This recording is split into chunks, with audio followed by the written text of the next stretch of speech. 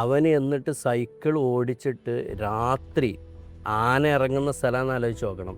കൊടും തണുപ്പ്, പെരുമഴയത്ത് അവന് സുഹൃത്തിൻ്റെ ബാക്കിലിരുന്നിട്ട് ചെക്ക് പോസ്റ്റ് വരെ സൈക്കിളിൽ 6 കിലോമീറ്റർ യാത്ര ചെയ്ത് അവൻ വന്നു.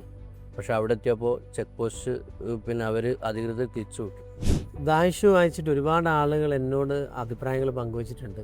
സ്വാഭാവികമായും എഴുത്തുകാരൻ എന്നുള്ള നിലയിൽ നിങ്ങളോടും ആ ഹൃദയമായ അനുഭവങ്ങൾ പങ്കുവച്ചിട്ടുണ്ടാവും. തീർച്ചയായും നിങ്ങൾക്ക് ഏറ്റവും മനോഹരമായി അല്ലെങ്കിൽ പറയണമെന്ന് തോന്നുന്ന അനുഭവങ്ങൾ എന്തൊക്കെയായിരുന്നു? ഒരുപാട് അനുഭവങ്ങളുണ്ട്.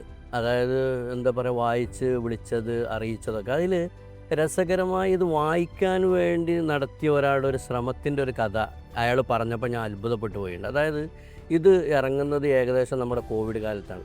അപ്പോൾ ഈ പിന്നെ നമ്മുടെ തമിഴ്നാട് കേരള അതിർത്തി ചേരമ്പാടി എന്ന് പറഞ്ഞ സ്ഥലത്ത് താമസിക്കുന്ന റഫീഖ് എന്ന് പറഞ്ഞൊരു സുഹൃത്ത്, അവന് കൽപ്പറ്റയുള്ള അവൻ്റെ സുഹൃത്തിൻ്റെ അഡ്രസ്സിലേക്കാണ് ദായിഷ് പോസ്റ്റലായിട്ട് വന്നത്.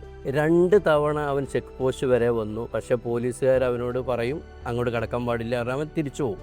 അവന് സൈക്കിൾ ഓടിക്കുന്ന ഒരു സുഹൃത്തിനെ കിട്ടി.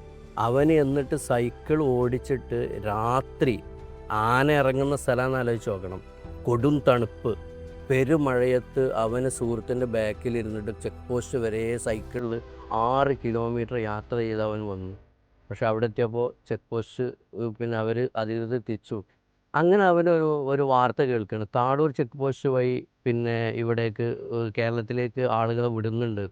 അപ്പോൾ അവന് പിന്നെ ചിന്തിച്ചു, അവൻ്റെ കോളേജ് വെങ്ങപ്പള്ളിയിലുള്ളൊരു കോളേജിലാണ് അവൻ പഠിക്കുന്നത്. അവിടെ ലൈബ്രറി വിളിച്ചപ്പോൾ അവിടെ ദായിഷുണ്ട് എന്ന് പറഞ്ഞു.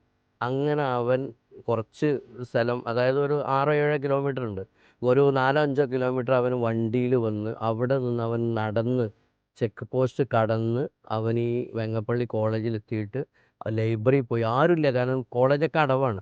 എന്നിട്ട് അവന് ചാവി വാങ്ങി ലൈബ്രറിയിൽ പോയി പുസ്തകം വായിച്ച് തീർത്തതിന് ശേഷമാണ് അവൻ വീട്ടിലേക്ക് തിരിച്ചു പോയത്. അതൊരു വല്ലാത്തൊരു അനുഭവമാണ്. കാരണം പുസ്തകം വായിച്ചതിന് ശേഷമുള്ള അനുഭവത്തിനേക്കാളും വളരെ തീവ്രമാണ് ഈ പുസ്തകം വായിക്കാൻ വേണ്ടി എടുത്തൊരു എഫേർട്ട് എന്ന് പറയുന്നത്.